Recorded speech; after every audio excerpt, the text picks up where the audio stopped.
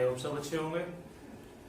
तो आज के लेक्चर में हम आगे बढ़ते हैं। हमारा जो चैप्टर चल रहा था, चैप्टर के बारे में हम बात कर रहे थे। चैप्टर हमारे पास था मैग्नेटिज्म एंड मैटर। ठीक है, ये हमारा चैप्टर चल रहा था। इस चैप्टर में हमने लास्ट वीडियो में किया था, हमारा जो टॉपिक था लास्ट वीडियो में हमने देखा था। लास्ट वीडियो में हमने डिस्कस किया था, लास्ट लेक्चर जो था उस लेक्चर में हमने डिस्कस किया था बार मैग्नेट की प्रॉपर्टीज के बारे में, मैग्नेटिक फील्ड लाइंस के बारे में। ये जो टॉपिक था हमारा, ये लास्ट लेक्चर का था। तो आज के लेक्चर में जो हम फाइंड आउट करने जा रहे हैं वो हमें magnetic field strength find out करनी है बार मैग्नेट के लिए। ठीक है, बार मैग्नेट के लिए मैग्नेटिक फील्ड स्ट्रेंथ हम कैसे फाइंड आउट करेंगे, एक्सिस पर, इक्वेटर पर, ये दोनों चीजें हमें डिस्कस करनी है आज के लेक्चर में। तो चलते हैं लेक्चर में, हम आगे बढ़ते हैं। टॉपिक है हमारा मूविंग चार्जेस मैग्नेटिज्म, चैप्टर था हमारा। और इसी चैप्टर के अंदर जो टॉपिक है हमारा, टॉपिक के बारे में हम बात कर रहे हैं। वो टॉपिक हमारे पास होगा magnetic field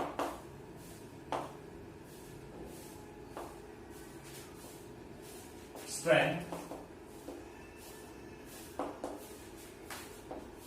due to a bar magnet. Bar magnet के लिए मैग्नेटिक फील्ड स्ट्रेंथ कितना होगा उसके बारे में हमने बात करनी है। इससे एक तरह से, जैसे आपको याद होगा हमने इलेक्ट्रिक डाइपोल पढ़ा था।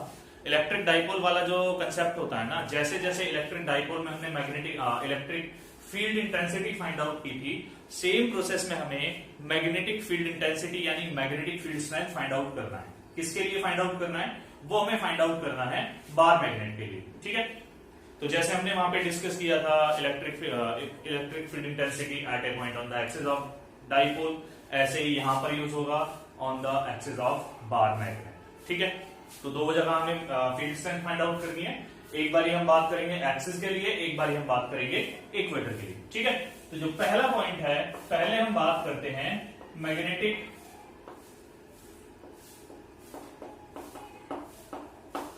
Field strength at a point on the axis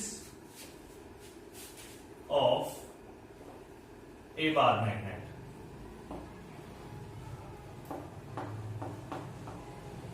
ये हमारा कंसेप्ट है जो हमें बेसिकली डिस्कस करना है यहाँ पे।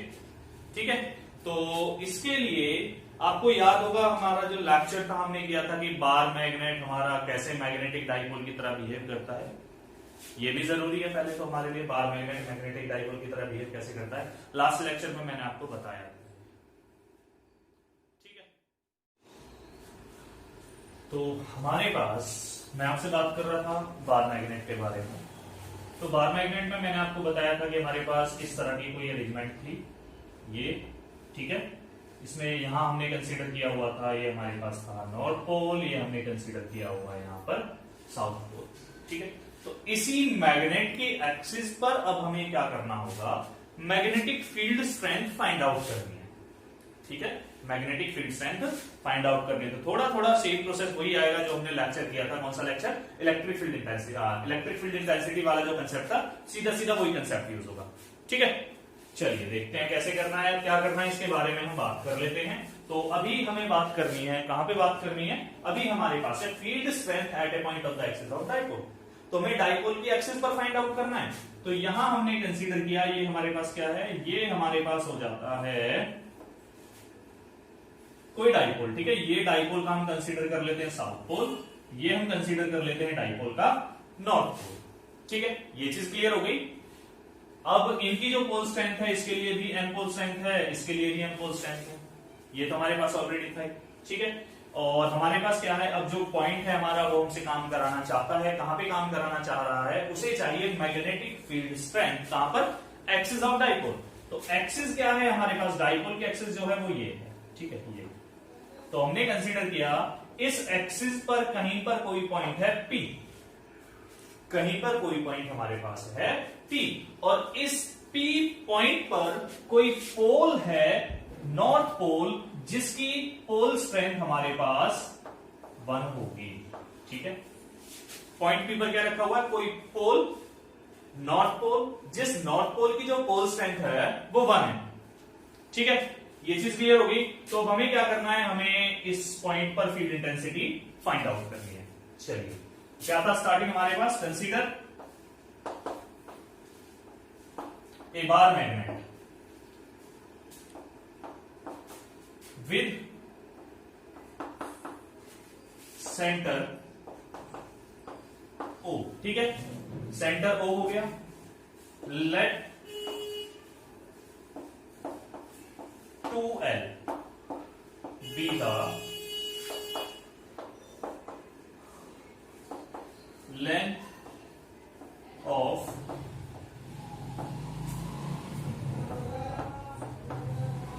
बार मैग्नेट। ठीक है, जो बार मैग्नेट है हमारी, इसकी लेंथ हमने कंसीडर की है यहां पर 2L।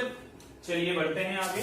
और हमने अभी मैं आपसे बात कर रहा था, क्या कर रहा था कि पॉइंट पी हमने कंसीडर करना है। और वो पॉइंट पी क्या है, ऐसा पॉइंट है जहां पर कोई नॉर्थ पोल रखा हुआ है और उस नॉर्थ पोल की जो पोल स्ट्रेंथ है वो हमारे पास थी 1। ठीक है,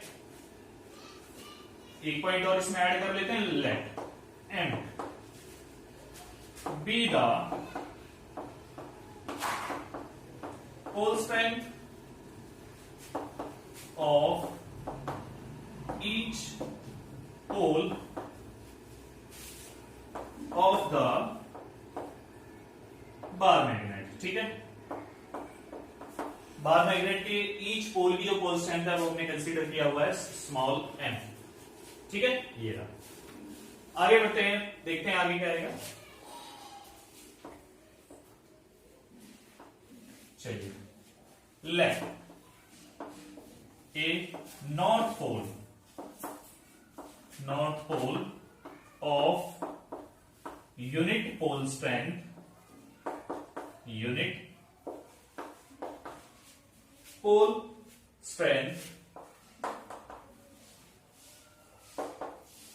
is placed at point P। ठीक है, late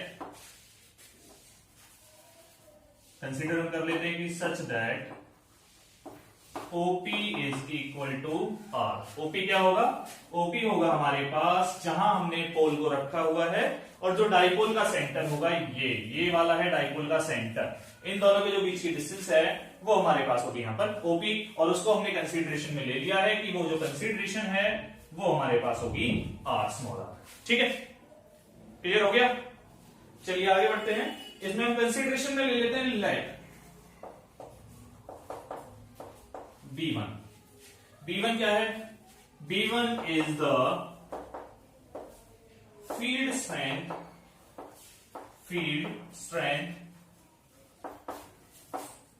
at point P due to south pole of bar magnet. ठीक है, ऑफ बार मैग्नेट हो गया, ये साउथ पोल के लिए हो गया। और दूसरा हम कंसीडर कर लेते हैं B2 के बारे में। B2 क्या है, B2 हम कंसीडरेशन में ले लेते हैं कि ये हमारे पास क्या है, this is the magnetic field strength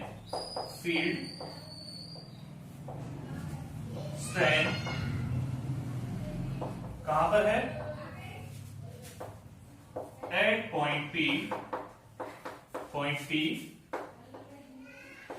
due to north pole of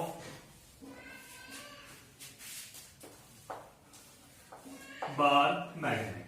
ठीक है, ये हो गया हमारे पास। अब हम देखते हैं डायग्राम के पास। देखो मैंने आपसे बोला था क्या है कि यहां पर हमने क्या लिया है, नॉर्थ पोल कंसीडरेशन में लिया है कि पॉइंट पी पर क्या रखा हुआ है, नॉर्थ पोल रखा हुआ है। तो हमें अब B1 और B2 की जो डायरेक्शंस होगी ना, उन डायरेक्शंस का काम करना होगा यहाँ पे। वो जरूरी होंगी क्योंकि डायरेक्शंस की हेल्प से हम फाइंड आउट करेंगे, जैसे इलेक्ट्रिक फील्ड इंटेंसिटी के लिए किया जाता था, किसके लिए, इलेक्ट्रिक डाइपोल के लिए। ठीक है, देखिए ये क्या है, नॉर्थ पोल और ये क्या है साउथ पोल। अगर हम V1 के बारे में बात करते हैं तो V1 हमने क्या लिया था, field strength at point P due to south pole. P पर साउथ पोल की वजह से जो फील्ड स्ट्रेंथ एक्सर्ट होगा दैट इज इसे हमने कंसीडर किया था यहाँ पे V1। ठीक है, तो देखिए क्या होता है, ये क्या है साउथ पोल, ये क्या था हमने कंसीडरेशन में लिया था यहाँ पे नॉर्थ पोल। ठीक है, हमने कंसीडरेशन में लिया था यहाँ पर नॉर्थ पोल। साउथ और नॉर्थ के बीच में क्या होता है, अट्रैक्शन होता है। तो ये डायरेक्शन जो मिलती है हमें कुछ इस तरह से, ये डायरेक्शन आती है किसके लिए, B1 के लिए। ठीक है, ऐसे ही हम बात करते हैं यहाँ पर, ये क्या है नॉर्थ पोल। B2 देखो, B2 हमने कंसीडर किया था field strength at point P due to north pole. ठीक है, नॉर्थ पोल की वजह से जो फील्ड स्ट्रेंथ क्रिएट हुआ था पॉइंट P पर, उसे हमने नाम दिया था B2 का। तो इसके लिए वाली क्या होगी, देखो ये भी नॉर्थ पोल है और यहां भी नॉर्थ पोल ही हमने कंसीडरेशन में लिया था। तो नॉर्थ और नॉर्थ क्या करते हैं, एक दूसरे को रिपेल करते हैं। तो यहां पर होगा रिपल्शन, इसकी डायरेक्शन होगी हमारे पास ये। ठीक है, चलिए फटाफट से इसे नोट कर लीजिए, फिर हम इसकी डायरेक्शन करेंगे आगे। जल्दी नोट कर लीजिए।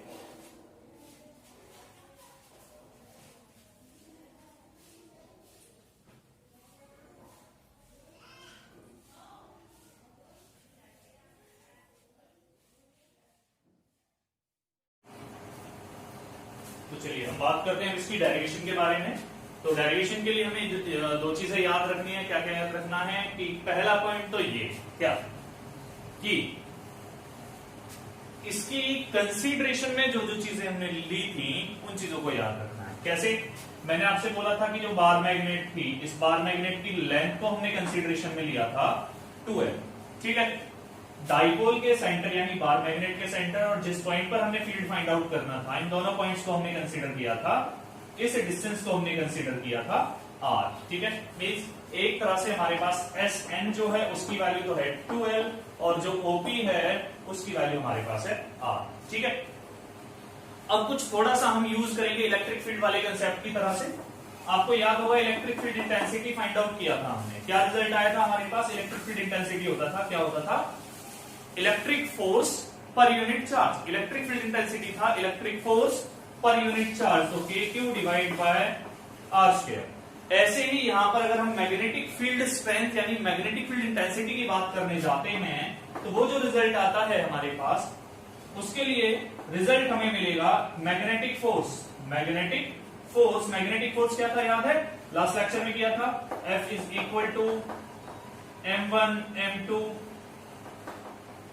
Divide by R²। ठीक है, K M1 M2 bye R²। ये हमारे पास क्या था, मैग्नेटिक फोर्स था लास्ट लेक्चर में जो हमने किया था।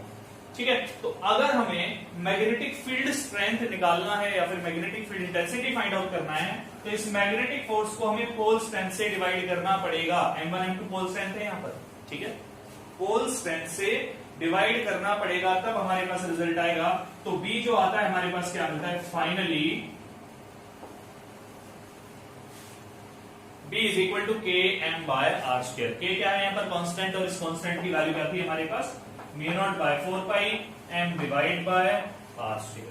ठीक है, ये रिजल्ट बचेगा हमारे पास। तो हमें क्या करना है, हमें ये ही वाला कंसेप्ट अप्लाई करना है। जैसे हमने इलेक्ट्रिक फील्ड इंटेंसिटी के लिए फाइंड आउट किया था, सेम प्रोसेस में हमने मैग्नेटिक फील्ड इंटेंसिटी के लिए फाइंड आउट करना है। ठीक है, चलिए देखते हैं फिर क्या करते हैं इसकी डेरिवेशन में आगे।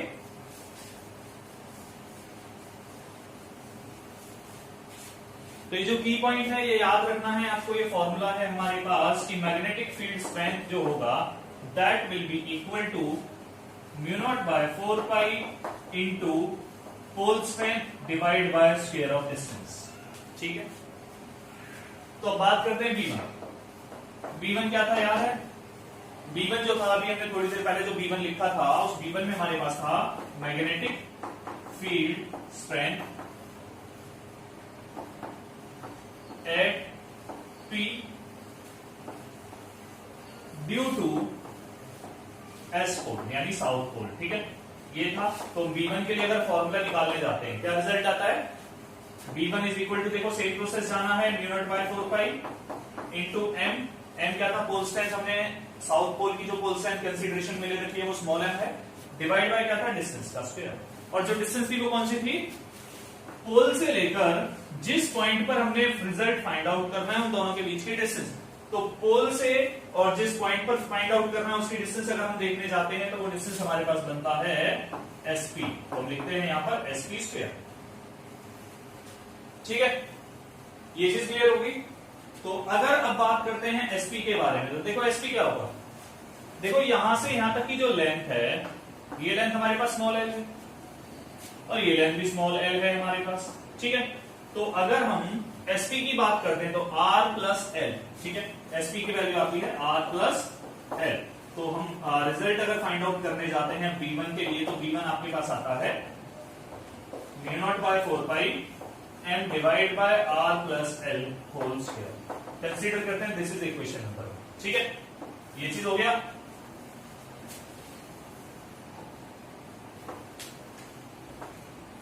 इसे अलग कॉर्नर में बंद कर देते हैं। ठीक है, यहां तक क्लियर हुआ। चलिए, ये आया है B1, अब हमें फाइंड आउट करना है B2। अगर हम B2 फाइंड आउट करने जाते हैं, B2 क्या आएगा, B2 हमारे पास आएगा, B2 की जो वैल्यू होगी वो वैल्यू हमारे पास होगी, क्या होगी, देखना है B2 की वैल्यू को। तो B2 जो होगा वो क्या था हमारे पास, नॉर्थ पोल की वजह से था, कहां, पॉइंट P पर, नॉर्थ पोल की वजह से कहां, पॉइंट P पर। चलिए देखते हैं, तो μ0/4 इंटू नॉर्थ पोल के लिए pole strength small m divide by distance. अगर डिस्टेंस के बारे में बात करते हैं तो वो डिस्टेंस आता है np स्क्वायर, np स्क्वायर। ठीक है, तो काम क्या होता है हमारा, np की वैल्यू फाइंड आउट करनी है। np की अगर हम वैल्यू फाइंड आउट करने जाते हैं तो देखो np निकालना है, ये टोटल वैल्यू है r, इसमें से अगर हम ये डिस्टेंस सब्ट्रैक्ट करते हैं तो np बच जाता है। तो हमें क्या करना पड़ेगा, r में से l को सब्ट्रैक्ट करना है। ठीक है, अब अगर आप B2 को देखने जाते हो, B2 के लिए रिजल्ट क्या आता है आपके पास, B2 आपके पास आएगा μ0/4 into m divide by r minus L whole square. ठीक है, ये आता है इक्वेशन नंबर 2। क्लियर हुआ पॉइंट। अब देखिए हमारे पास क्या था, मैंने आपसे बोला था, क्या बोला था कि यहां पर हमने डायग्राम को देखना है B1 और B2। ये दोनों क्या है, हमारे पास दो वेक्टर हैं, दोनों वेक्टर एक दूसरे के अपोजिट डायरेक्शंस में मूव कर रहे हैं। और ये हम अच्छे से जानते थे कि जब हमारे पास दो वेक्टर एक दूसरे के अपोजिट डायरेक्शंस में मूव होते हैं तो उनका रिजल्टेंट निकालने के लिए हमेशा उन दोनों वेक्टर्स का सब्ट्रैक्शन किया जाता है। ठीक है, और सब्ट्रैक्शन होता है ज्यादा मैग्नीट्यूड वाले में से कम मैग्नीट्यूड वाले का। ठीक है, तो हमारे पास जो रिजल्ट आएगा वो क्या आएगा, B net field strength will be equal to, क्या होगा, अब देखना है कि ज्यादा वाला कौन सा है, ज्यादा मैग्नीट्यूड कौन सा है, कम मैग्नीट्यूड कौन सा है। देखो यहां पर अगर हम बात करते हैं, यहां पर क्या हमारे पास r प्लस एल है, यहां पर हमारे पास r प्लस एल है और यहां पर हमारे पास r माइनस एल। μ0/4 दोनों के पास है, m भी दोनों के पास है, सेम है, तो ये वैल्यूज तो कांस्टेंट हो गई। ठीक है, तो यहां से हमारे पास क्या रिजल्ट मिल रहा है, रिजल्ट हमें मिल रहा है b is inversely proportional to r square. ठीक है, तो जिस रिजल्ट के लिए, जिस इक्वेशन के लिए, इक्वेशन 1 और इक्वेशन 2, इन दोनों में से जिस इक्वेशन के लिए डिस्टेंस की वैल्यू कम होगी उस इक्वेशन का जो रिजल्ट होगा वो ज्यादा होगा। ठीक है, और जिस इक्वेशन के लिए रिजल्ट की वैल्यू, डिस्टेंस की वैल्यू ज्यादा होगी, इसका जो रिजल्ट आएगा वो कम आएगा। तो देखो r प्लस एल यहां पे आ रहा है, तो ये डिस्टेंस क्या है, ये डिस्टेंस ज्यादा हो गया तो मैग्नेटिक फील्ड स्ट्रेंथ कम। ठीक है, यहां पर हम देखते हैं r माइनस एल, ये डिस्टेंस कम है तो यहां पर मैग्नेटिक फील्ड स्ट्रेंथ ज्यादा। तो हमारे पास रिजल्ट क्या मिलेगा, रिजल्ट आता है हमारे पास B2 माइनस B1। क्यों है, क्योंकि क्या है हमारे पास, B2 is greater than B1। Clear हुआ पॉइंट। चलिए फटाफट से नोट कर लीजिए, आगे बढ़ते हैं, फिर जल्दी नोट कीजिए।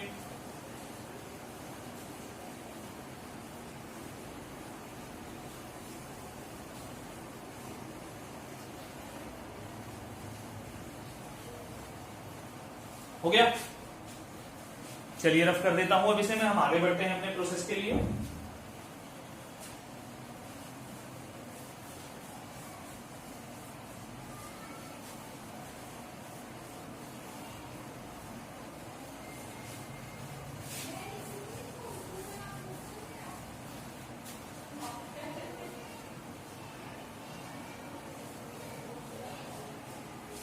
चलिए देखते हैं हमारे पास क्या था, हमारे पास था net magnetic field strength B is equal to B2 minus B1। ठीक है, और B2 जो था वो ग्रेटर था B1 से, तो B2 की वैल्यू पुट सब करनी है। B is equal to B2 हमने निकाला था mu not by 4 pi m divide by r minus l whole square minus B1 की वैल्यू थी mu not by 4 pi m divide by r plus l whole square. ठीक है, ये दोनों values थे हमारे पास। अब क्या करना है आपको? कुछ नहीं करना, नॉर्मल सिंप्लीफिकेशन करना है। एडिशन सब्ट्रैक्शन जो होता है हमारा नॉर्मल अलजेब्रा सॉल्व करना है। तो देखो म्यू नॉट बाय 4 पाई हमारे पास कॉमन, m भी कॉमन, तो अंदर क्या बचता है हमारे पास 1 by r minus l whole square minus 1 by r plus l whole square. ठीक है, ये रिजल्ट आएगा। अब क्या करना है? b is equal to mu not by 4 pi m। चलिए सॉल्व करते हैं इसे, एलसीएम लेते हैं इसका। तो यहां पर क्या बनता है आपका r plus l whole square, यहां पर आपके पास आता है r minus l whole square. LCM लेते हैं, एलसीएम आता है r square minus l square whole square. ठीक है, ये इसका एलसीएम मिलेगा। आगे सॉल्व करने जाते हैं इसे। तो b equal to mu not by 4 pi. देखो जब इसे आप सॉल्व आउट करोगे ना, जब इसे ओपन करोगे, ठीक है, जब भी इसे ओपन किया जाएगा तो जो रिजल्ट हमारे पास आएगा यहां से वो आएगा 4r इंटू l, इसे सॉल्व करने के बाद। ठीक है, और ये m था, m हमारा ये एज इट इज आ जाता है, और डिवाइड बाय जो रिजल्ट था वो रिजल्ट चलेगा r square minus l square whole square. ठीक है, ये चीज हो गई। देखते हैं आगे क्या आएगा। अब हमारे पास क्या था, देखो हम इसे कुछ लिख सकते हैं, थोड़ा सा डिवाइड करके, थोड़ा सिंप्लीफाई करके हम कुछ लिख सकते हैं इसे। Mu naught by 4 pi m into 2l एक साथ लिख दिया, और जो 2r बचा हुआ था उसे सेपरेट कर दिया, r square minus l square whole square. ठीक है, ये रिजल्ट आ गया हमारे पास। अब देखो आपको याद होगा ये कुछ था हमारे पास, हमने डिस्कस किया था इसके बारे में, इस टॉपिक के बारे में हमने डिस्कस किया था। वो हमारे पास क्या था, एज m इंटू 2l जो था वो हमारे पास क्या हुआ करता था, that is capital M, which is magnetic movement या फिर मैग्नेटिक डाइपोल मूवमेंट। ठीक है, तो रिजल्ट क्या बनता है आपके पास, B is equal to, final result आता है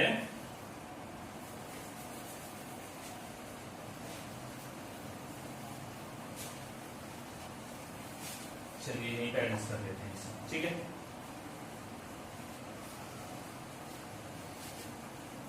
तो रिजल्ट आपके पास आएगा B is equal to mu not by 4 pi 2mr divide by r square minus l square whole square. ठीक है, ये रिजल्ट आएगा। ये चीज क्लियर हो गई यहां तक की? चलिए इसमें आप आगे थोड़ा सा बढ़ लेते हैं, तो इसे थोड़ा सा मैं यहां से स्पेस करने के लिए रफ कर देता हूं इसे। ठीक है,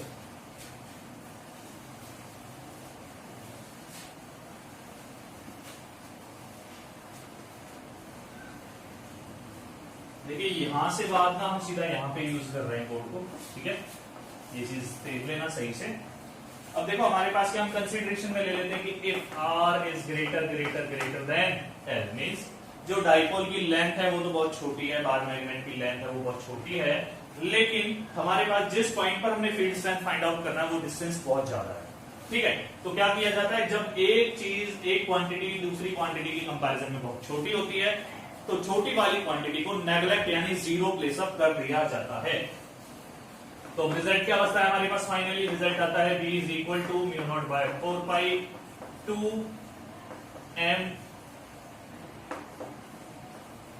divide by r raise to power 4 into r। ठीक है, is equal to mu not by 4 pi into 2m divide by r cube. ये हमारे पास मैग्नेटिक फील्ड स्ट्रेंथ आती है कहां, किसी भी बार मैग्नेट के एक्सिस पर।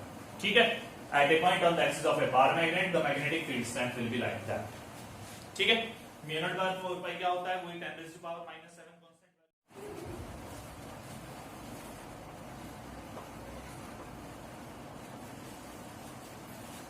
म्यू नॉट बाय 4 पाई हमारे पास मैं बता चुका हूं आपको 10 raise to power -7 constant value थी। और जो m था हमारे पास क्या था, m था हमारे पास मैग्नेटिक डाइपोल मूवमेंट। ठीक है, मैग्नेटिक डाइपोल मूवमेंट। और r क्या था, r थी हमारे पास डाइपोल के सेंटर से जिस पॉइंट पर हमने फील्ड स्ट्रेंथ फाइंड आउट करनी थी उसके बीच की डिस्टेंस, ठीक है।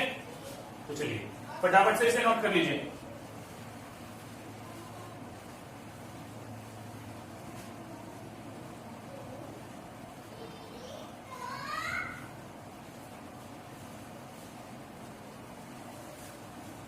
जल्दी कीजिए।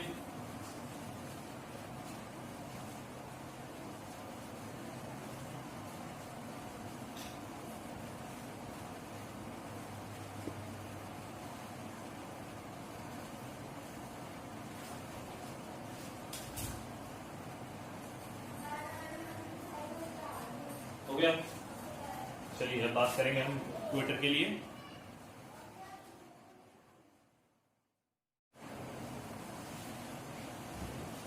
चलिए रफ कर देते हैं और अब बात करेंगे हम इक्वेटर के बारे में। अभी तक हमने बात की थी कि एक्सियल लाइन पर एक्सिस पर निकालते हैं रिजल्ट क्या आता है। इक्वेटर के बारे में भी बात करेंगे, ठीक है। बाद में हम इनका रिजम्बल करेंगे किसके साथ, field strength electric field intensity के साथ हम इनका रिजम्बल्स करेंगे, ठीक है। चलो रफ कर देते हैं इन्हें।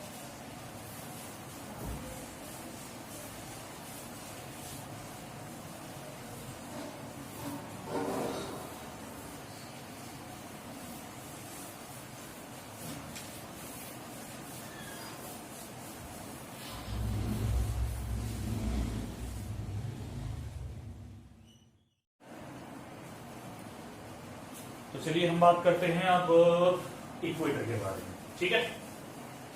अब हमारा जो सेकंड पॉइंट है, सेकंड थिंग हमें फाइंड आउट करना है, magnetic field strength at equator of a bar magnet. Equator क्या होगा हमारे पास यहाँ पर, इक्वेटर जो वर्ड है बेसिकली यूज किया जा रहा है इक्वेटोरियल। इक्वेटर मींस हम सीधा सीधा कंसीडरेशन में ले सकते हैं, इसे सीधा सीधा रिलेट कर सकते हैं कैसे कि जो बार मैग्नेट है, बार मैग्नेट की एक्सिस पर परपेंडिकुलर जो ड्रॉन होगा, that perpendicular point will indicate, क्या इंडिकेट करेगा, इक्वेटर, ठीक है। कैसे, जैसे देख लीजिए हम कंसीडरेशन में ले लेते हैं, ये हमारे पास हो गया बार मैग्नेट, बार मैग्नेट का साउथ पोल, बार मैग्नेट का नॉर्थ पोल, ठीक है। ये हमारे पास हो गया यहाँ पर बार मैग्नेट का सेंटर, और जो बार मैग्नेट की डिस्टेंस थी, लेंथ थी, वो हमारे पास थी 2L। कंसीडर किया कोई पॉइंट P, जिस पॉइंट पर हमने क्या करना है, net field strength find out करनी है, ठीक है। कहां करनी है, पॉइंट P पर फाइंड करना है, पॉइंट P, ठीक है। याद रहेगा ना। चलिए तो पॉइंट P हमने कंसीडर किया, ये हमारे पास पॉइंट P हो गया। अब आपको याद होगा हमने जैसे जैसे पीछे पीछे कंसीडरेशंस में लिया था ना, यहां पर क्या करना है, consider a point P at equator of bar magnet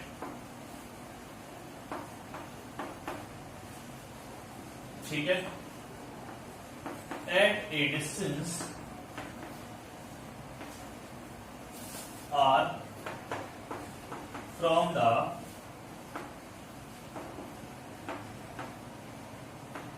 center of bar magnet, ठीक है, हो गया। चलिए अब हम बात करते हैं, कंसीडरेशन में लेते हैं late B1।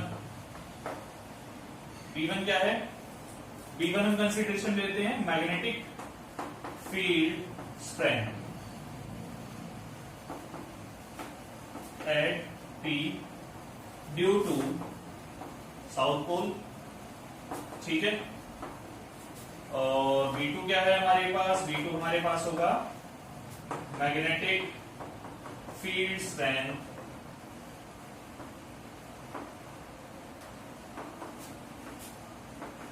Eight P due to north pole, ठीक है। ये कंसीडरेशन वही रहेगी कि जो हमारे पास था पॉइंट P, पॉइंट पी जो था ना हमारा, पॉइंट पी वही था, कौन सा पॉइंट, जिस पॉइंट पर कोई यूनिट पोल स्ट्रेंथ का नॉर्थ पोल प्लेसअप हुआ करता था। ठीक है, जैसे हमने एक्सिस वाले में लिया था ना, ऐसे ही उसी तरह का कोई पोल है नॉर्थ पोल, उसी तरह से उसकी पोल स्ट्रेंथ है, उसे पॉइंट पी पर प्लेसअप किया हुआ है। ठीक है, तो यहां पर क्या कंसीडरेशन में लिया हमने, यूनिट पोल स्ट्रेंथ वाला north pole, unit pole strength वाला नॉर्थ पोल। ठीक है, तो यहां पर क्या होगा, देखो साउथ नॉर्थ क्या होगा, अट्रैक्शन होगा, तो यहां पर इसकी डायरेक्शन आपको मिलती है। ठीक है, ये डायरेक्शन किसकी हो गई, B1 के लिए हो गई। ठीक है जी, अब देखते हैं दूसरा हमारे पास नॉर्थ पोल भी तो है।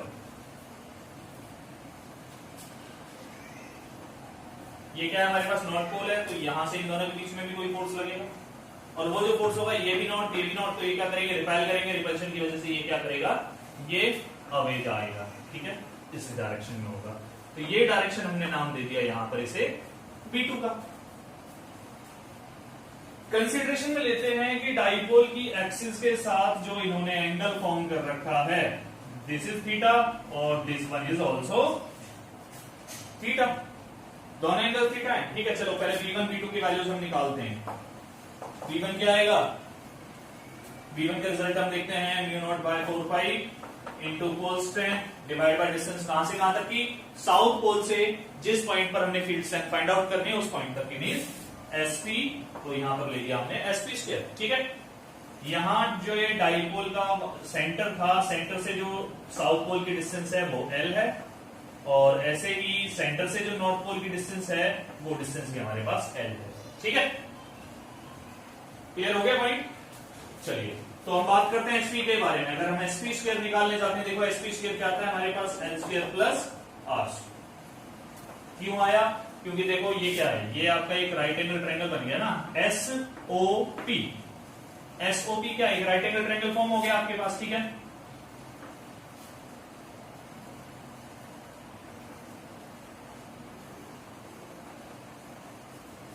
जब राइट एंगल ट्रायंगल फॉर्म हो चुका है, क्या करना है, देखते हैं क्या करना है, वैल्यू बेसिक करनी है बस, आगे और क्या करना है। तो अगर हम B1 की वैल्यू निकालने जाते हैं, तो B1 हमारे पास क्या आता है, हम देखते हैं B1 का जो रिजल्ट आएगा, वो रिजल्ट होगा B1 is equal to mu not by 4 pi into M divide by L square plus R square. ठीक है, ये रिजल्ट आएगा हमारे पास, ये रिजल्ट आ गया B1 के लिए, इसे कंसीडर कर लेते हैं इक्वेशन नंबर 1। ठीक है, हो गया यहां तक। चलिए, अब हम बात करते हैं आगे इक्वेशन नंबर 2 यानी B2 के लिए। B2 के लिए फाइंड आउट करते हैं, B2 के लिए क्या आएगा, B2 हमने क्या बोला था, B2 हमारे पास था मैग्नेटिक फील्ड स्ट्रेंथ, कहां पर था, पॉइंट P पर, किसकी वजह से था, नॉर्थ पोल की वजह से, प्लीज ये। ठीक है, डायरेक्शन मैं आपको ऑलरेडी बता चुका हूं इसकी। तो हमारे पास रिजल्ट क्या मिलेगा, B2 अगर हम फाइंड आउट करने जाते हैं तो same process, mu not by 4 pi M divide by NP square आएगा। ठीक है, अब डिस्टेंस NP है ना, तो NP स्क्वायर आ जाएगा, NP ये डिस्टेंस है तो NP स्क्वायर आया। अगर NP की वैल्यू आप निकालने जाते हो तो NP स्क्वायर भी आपके पास सेम आता है, R square plus L square. ठीक है, तो फाइनली हम प्लेसअप करते हैं B2 के लिए रिजल्ट आता है mu not by 4 pi M divide by R square plus L square, ये रिजल्ट आता है, इसे कंसीडर कर लेते हैं इक्वेशन नंबर 2। अब देखो इक्वेशन 1 और 2 से रिजल्ट क्या आता है हमारे पास, फ्रॉम इक्वेशन 1 एंड 2, B1 और B2 जो हैं वो दोनों सेम रिजल्ट आ रहा है, B1 is equal to B2। ठीक है, B1 B2 सेम है, तो इसके लिए अब इनका रिजल्टेंट निकाला जाएगा। तो रिजल्टेंट मैं अभी कराऊंगा आपको, पहले आप इसे फटाफट से जल्दी से नोट कर लीजिए, तब रिजल्टेंट निकालेंगे इसका, जल्दी कीजिए। अच्छा चलो, अब सही है, कर लीजिए फटाफट से नोट कीजिए। हो गया, चलिए रफ कर देते हैं, फिर आगे बढ़ते हैं, डेरिवेशन कंटिन्यू करते हैं अपनी।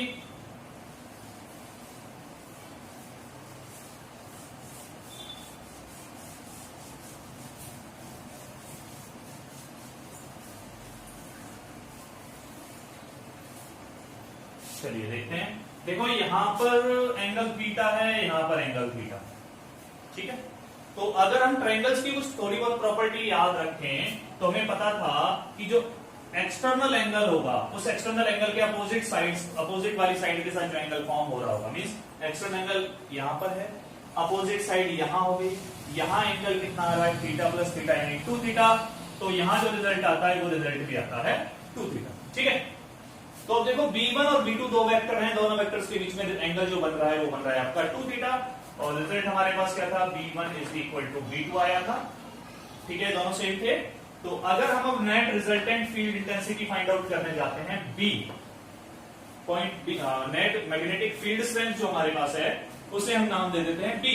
तो इस B की वैल्यू क्या होगी, देखो आपको याद होगा triangle of vector addition, B1 square plus B2 square plus 2 B1 B2 cos angle देखो कितना है, एंगल है 2 थीटा, तो हमने 2 थीटा का यूज कर दिया। ठीक है, ये रिजल्ट हो गया यहां तक का। अब हमारे पास क्या था, B1 और B2 दोनों सेम थे। जब B1 और B2 सेम है तो हम B2 को रिप्लेस कर देते हैं B1 की टर्म्स में, तो रिजल्ट आता है B is equal to root over B1 square plus again B1 square plus 2 B1 square into cos 2 theta. ठीक है, B1 B1 B1 और यहाँ पर B1 इंटू B1 करोगे तो अगेन B1 स्क्वायर हो जाएगा। और इसके बाद प्लेसअप करते हैं B इज इक्वल टू, देखो हमारे पास ये क्या बन जाता है, ये बनता है twice of B1 square plus twice of B1 square into cos 2 theta. ये रिजल्ट आया। तो B इज इक्वल टू क्या आएगा देखते हैं, 2 B1 स्क्वायर कॉमन निकाल दिया यहां से, दोनों के पास था तो यहां पर बचा 1 प्लस कॉस 2 थीटा। अब आपको याद होगा यहां से मैथमेटिक्स का एक सिंपल सा फॉर्मूला होता है हमारे पास, अगर हमारे पास 1 प्लस कॉस 2 थीटा होता है ना, it means this will be equal to 2 sine square, sorry sine square नहीं 2 कॉस स्क्वायर थीटा। ठीक है, ये फॉर्मूला होता है। तो ये वैल्यू प्लेसअप करनी है हमने, तो B is equal to root over 2 B1 square into 1 plus cos 2 theta, 1 plus cos 2 theta की जगह क्या था हमारे पास 2 कॉस स्क्वायर थीटा था, तो 2 कॉस स्क्वायर थीटा आ गया। ठीक है, अब देखो 2 इंटू 2 क्या हो गया 4, तो इस ब्रैकेट के अंदर हमें क्या मिलता है root over 4 B1 square cos square theta. और जब इसे सॉल्व किया जाता है, यहां पर सबका स्क्वायर है टोटल का, तो हम इसे लिख सकते हैं finally B is equal to 2B1 cos theta. ठीक है, ये क्लियर हुआ यहां तक का। अब हमारे पास जो B1 था, देखो यहां पे B1 आ रहा है, B1 की वैल्यू क्या थी याद है आपको, एज हमने फाइंड आउट किया था B1 जो आया था, B1 का रिजल्ट हमारे पास था म्यू0 by 4 pi into m divide by R square plus L square. ये रिजल्ट हमारे पास आया था B1 के लिए। और अब बात यहां पे cos थीटा की भी आ रही है, तो cos थीटा हमें निकालना है। cos थीटा कहां से निकालें, देखो cos थीटा हमें निकालना है, हम B1 का यूज कर रहे हैं तो B1 वाले ट्रायंगल को ही ले लेते हैं। वैसे हम ले B2 को भी सकते हैं, लेकिन हम B1 वाले को यूज कर लेते हैं। यहां पर B1 वाला ट्रायंगल क्या है, ये वाला ट्रायंगल है ये। ठीक है, ये ट्रायंगल है। अब ये ट्रायंगल देखो क्या है, एक राइट एंगल ट्रायंगल है। ठीक है, cos थीटा हमें चाहिए, थीटा यहां पर है। cos क्या होता है, cos कहता है base by hypotenuse, base by hypotenuse. अब बेस क्या है, बेस ये वाली साइड है हमारे पास, हम लिखते हैं cos is equal to OS divide by hypotenuse क्या है हमारे पास, जो हाइपोटेन्यूज है इसका वो हमारे पास क्या होगा, वो होगा SP। तो OS एज इट इज आ गया, SP अगर हम निकालने जाते हैं, देखो आपको याद होगा हमने R square plus L square जो था ये SP स्क्वायर निकाला। ठीक है, लेकिन हमें क्या चाहिए, हमें तो SP की जरूरत है, तो SP क्या आता है R square plus L square over root. ठीक है, तो प्लेसअप करते हैं, R square plus L square over root आ गया। तो अब फाइनली जो नेट फील्ड स्ट्रेंथ आती है B, उसकी वैल्यू क्या आएगी, देखो 2 as it is into B1 की वैल्यू क्या है हमारे पास म्यू0 by 4 pi m divide by R square plus L square. यहां तक क्लियर हुआ, इंटू उसके बाद क्या है हमारे पास आ गया है cos थीटा। और cos थीटा देखो हमने अभी अभी निकाला था, cos थीटा की वैल्यू जो आई थी वो आई थी हमारे पास L over R square plus L square over. ठीक है, ये रिजल्ट था। यहां तक का क्लियर हुआ? चलिए पहले फटाफट से इसे नोट कीजिए, फिर हम आगे बढ़ेंगे। जल्दी कीजिए।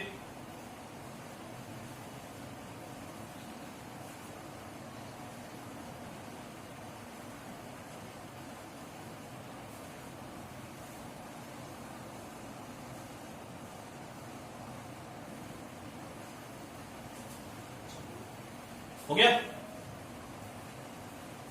रफ कर दें? चलिए हम इसे रफ कर देते हैं।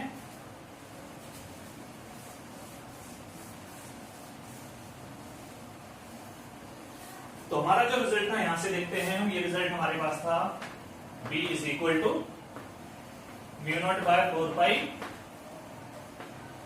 m into 2l divide by R square plus L square raise to power 3/2। देखो यहाँ पर पावर 1 है, यहाँ पर पावर 1/2 है, और हमारे पास क्या होता है जब पावर सेम होते हैं, सॉरी पावर्स कह रहा हूं, जब बेस सेम होते हैं तो पावर्स हम ऐड कर देते हैं, तो रिजल्ट हमारे पास ये आता है।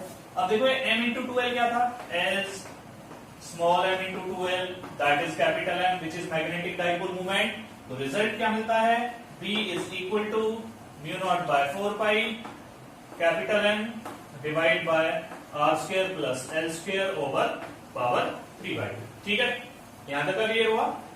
और अब जो हमारे पास आता है वही स्पेशल केसेस के लिए कि अगर कुछ ऐसा हो जाता है r is greater than l, तो l को क्या किया जाएगा, नेग्लेक्ट कर दिया जाएगा। जब l को नेग्लेक्ट किया जाता है तो रिजल्ट क्या बचता है आपके पास, mu not by 4 pi m divide by R square raise to power 3/2।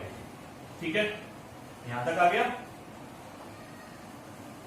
अब क्या कर सकते हैं, ज्यादा कुछ नहीं करना, अब तो हमारा सॉल्यूशन कंप्लीट हो चुका है। तो mu not by 4 pi into capital M divide by R cube, ये रिजल्ट आता है हमारे पास। ठीक है, चलिए जल्दी से फटाफट से नोट कीजिए, फिर हम इलेक्ट्रिक डाइपोल और मैग्नेटिक डाइपोल का कंपैरिजन करेंगे। जल्दी कीजिए। हो गया? चलिए रफ कर देते हैं हम इसे।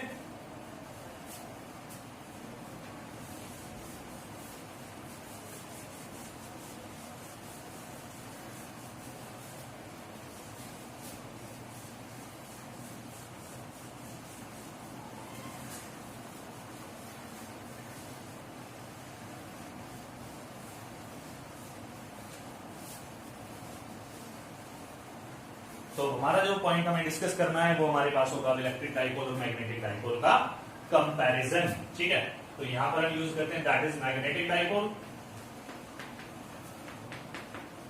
या फिर आप बार मैग्नेट भी बोल सकते हो, और यहां पर हम यूज कर लेते हैं इलेक्ट्रिक डाइपोल।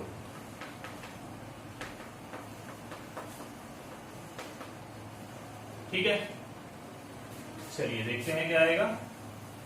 तो पहला पॉइंट, सबसे पहला पॉइंट, मैग्नेटिक डाइपोल के लिए हमने मैग्नेटिक मूवमेंट फाइंड आउट किया था, क्या था, m इंटू 2l। ठीक है, और अगर हम इलेक्ट्रिक डाइपोल के लिए बात करते हैं, हमने रिप्रेजेंटेशन दिया था स्मॉल p से, और ये रिजल्ट हमारे पास था q इंटू 2। ये था मैग्नेटिक डाइपोल का, ये था इलेक्ट्रिक डाइपोल का। अगर हम बात करते हैं डायरेक्शन के लिए, किसकी direction, magnetic movement, direction of magnetic dipole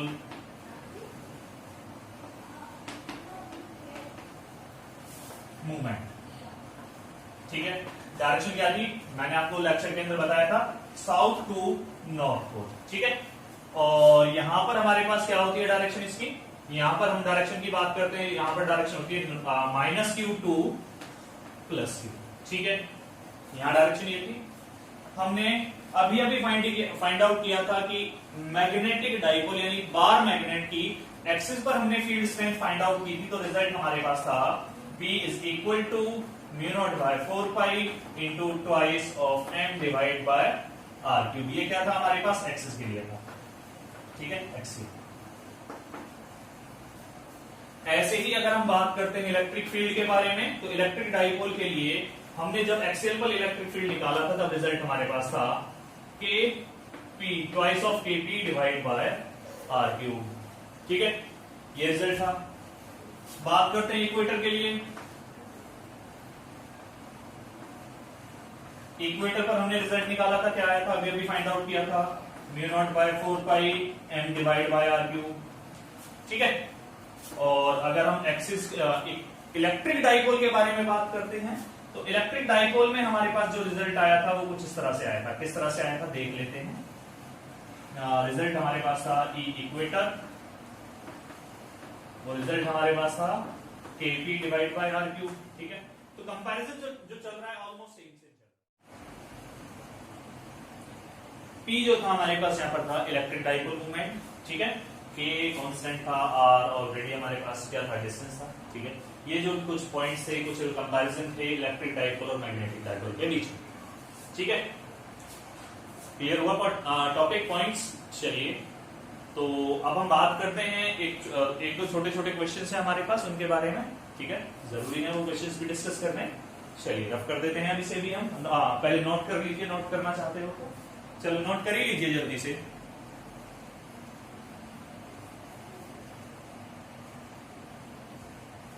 हो गया, चलिए रफ कर देता हूं फिर मैं इसे।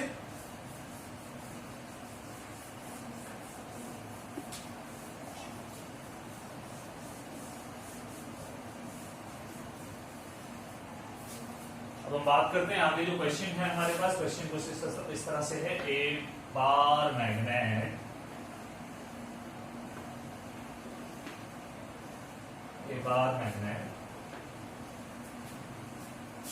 is cut into two parts. First, along the axis, और second है along the equator from the center, ठीक है। How its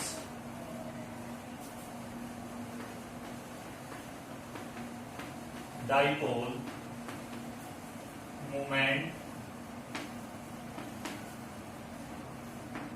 gets affected, या फिर हम कह सकते हैं gets changed, ठीक है। कि मैग्नेटिक डाइपोल मूवमेंट जो है वो कैसे चेंज हो जाएगा, अब हमें ये बताना है। सोचो जरा इसके बारे में क्या कर सकते हैं, सोचिए जल्दी। आया नहीं आया, चलो कोई बात नहीं, बता देता हूं। तो देखो पहला जो पार्ट है, पहले पार्ट में क्या बोला जा रहा है कि मैग्नेट को काटना है, कैसे काटना है, उसकी एक्सिस के अलावा। तो हमने ये कंसीडर किया, ये हमारे पास मैग्नेट हो जाती है, ठीक है। इसकी ये पोल स्ट्रेंथ थी m, इसके लिए भी पोल स्ट्रेंथ m थी। ये नॉर्थ साउथ पोल था इसका, ये हमने नॉर्थ पोल कंसीडर किया। अब क्वेश्चन कह रहा है कि इसे एक्सिस के अबाउट काटना है। चलिए एक्सिस के अबाउट काट देते हैं। इनिशियली जो मैग्नेटिक मूवमेंट थी वो क्या थी, m into 2l, which is capital M। ये था इनिशियली हमारे पास, ठीक है। अब जब इसे काट दिया जाता है तो मैग्नेट जो है वो हमारी इस तरह से रह जाती है। जो पोल स्ट्रेंथ थी वो भी m/2 हो जाती है, और जो डिस्टेंस है वो डिस्टेंस कितनी है, वो डिस्टेंस तो 2l ही होगी। तो m डैश जो आएगा अब आपके पास, m डैश का मतलब क्या है, नई मैग्नेटिक डाइपोल मूवमेंट, उसकी वैल्यू क्या होगी, m/2 into 2l, means initial magnetic movement के हाफ हो जाएगा, ठीक है। पहला क्वेश्चन था ये, पहला पार्ट। तो सेकंड क्वेश्चन जो था हमारा, सेकंड क्वेश्चन में हमारे पास था कि हमें मैग्नेट को कट करना था अलोंग द इक्वेटर, ठीक है, अलोंग द इक्वेटर। तो ये हमने कंसीडर किया, बार मैग्नेट हो गया हमारा, ठीक है। ये हो गया इसका centre, this is south pole, this one is north. Initially हमारे पास क्या है, इनिशियली हमने लेंथ ले रखी है 2l, और हमारे पास इनके लिए जो पोल स्ट्रेंथ था वो m था दोनों के लिए, ठीक है। और अगर आप मैग्नेटिक मूवमेंट निकालने जाते हो इनिशियली तो आता है m इंटू 2l, ये रिजल्ट आता है, ठीक है। चलिए अब हम बात करते हैं पोर्शन, यानी कि अब उसने क्या करना है, डिवाइड कराना है। कैसे डिवाइड करना है, इस तरह से, ठीक है। जब डिवाइड किया जाता है तो मैग्नेट की जो लेंथ है ना वो हाफ हो जाती है, मींस l रह जाती है अब हमारे पास, ठीक है। तो अब जो मैग्नेट हमें मिलता है वो मैग्नेट मिलता है कुछ इस तरह से,